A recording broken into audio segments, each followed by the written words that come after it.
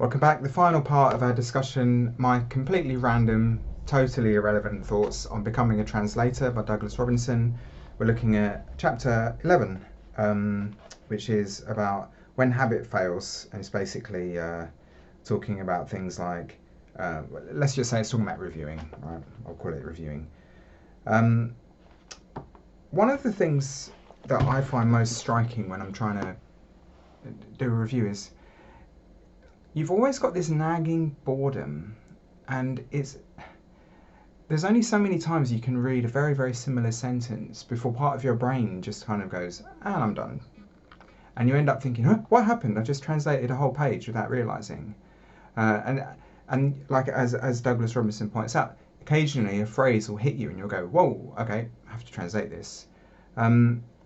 But I think it's important to be kind of mindful of the whole process and to sort of train ourselves not to kind of go into this sort of trance-like meditative state. I think we need to be mindful, have I made all the right decisions?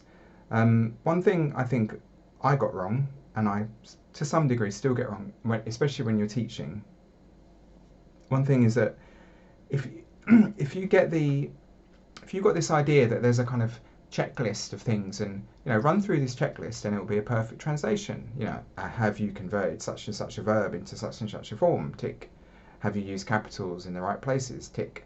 And that's a good basis for a kind of review, but it doesn't make for a good translation. There's something that a native speaker can do in their native tongue that non-native speakers can't do, and as of yet today machines can't do.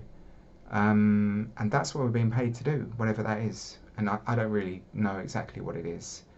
My sense is it's not just about one phrase or one word or one paragraph, but it's kind of balancing the whole document based on what the client wants, based on the cultures, subject areas, a whole bunch of things. You've got there's so many kind of rational decisions that they kind of multiply and it becomes a creative decision. And I wonder if in the future we'll have a great big algorithm, millions and millions of lines that can produce a perfect translation of any document into any language. My sense is it's not possible because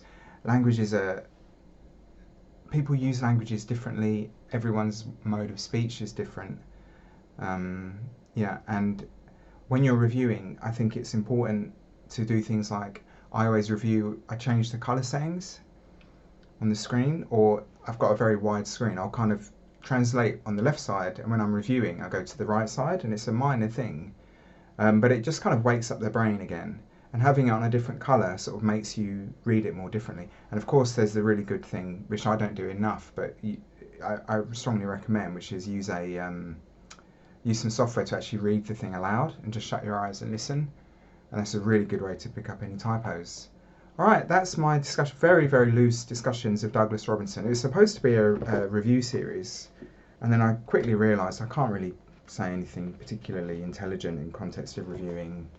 You'd need to have been a teacher for 30 years and have had hundreds and hundreds of students reading this and be able to compare them to students who hadn't, and get a sense of how it's going. But yeah, I think it's like any source, any theory sort of textbook, gives you some good ideas to think about. Could you say it with fewer words? Maybe, but yeah, any training is good training, right? So thank you.